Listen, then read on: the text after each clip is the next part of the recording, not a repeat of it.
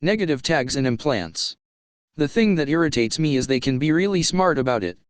These tags and implants create problems within the lower mind, but they also worsen them as well. Let's say you're really insecure and arrogant.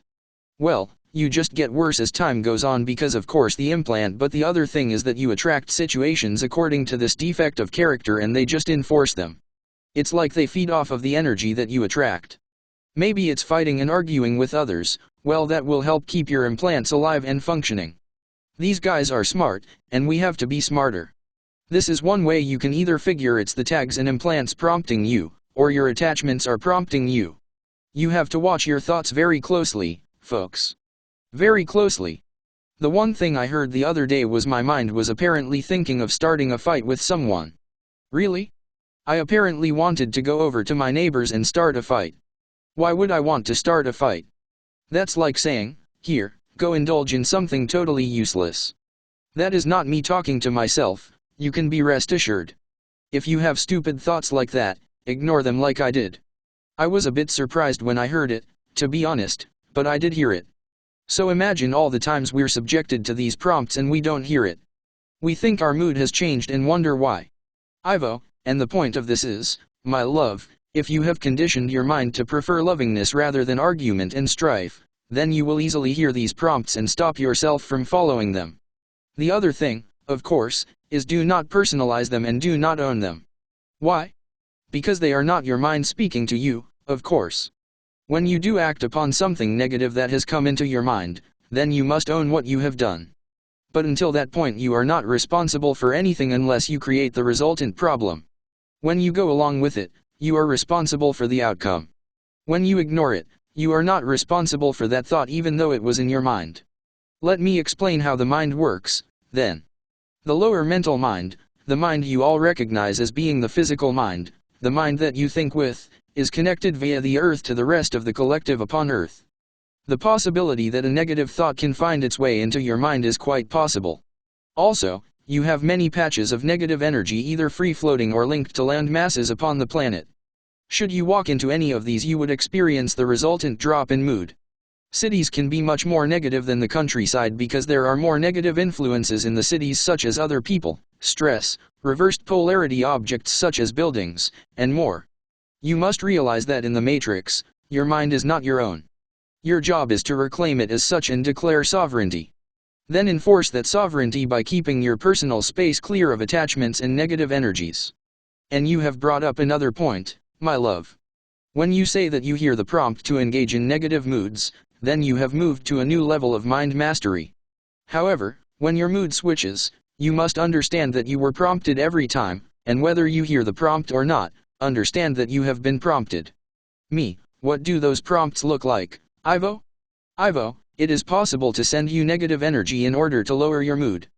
That is what the prompt would feel like, negative, but because you are telepathic and can translate this negative energy via your implant into words, you heard the thought. Oh, I see. Others can do this too, can't they? Ivo, they can. You need not have an implant. So someone or something could be sending you negative energy and then you believe it's your mood changing. Ivo, yes. And then you hear a prompt to go start a fight with someone and you realize that's stupid. Why would you want to start an argument for argument's sake? Ivo, many people do it. There are agendas of achieving dominance. Arguing is a wonderful way to scare others into submission.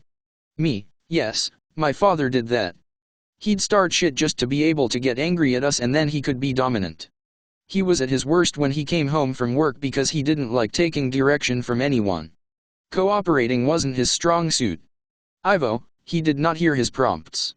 In the latter days when he became more spiritual he had better command of his mind, and despite your mother's constant assault of his character, he remained calm.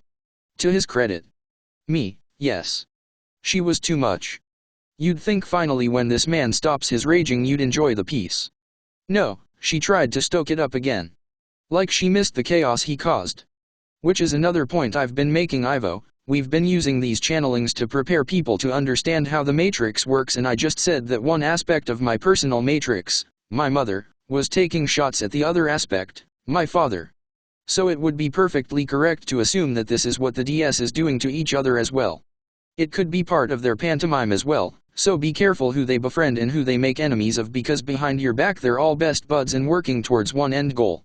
Ivo, this was her attachments prompting her. No human thrives on chaos and misery, not even your mother. What she lacked was discipline of the mind.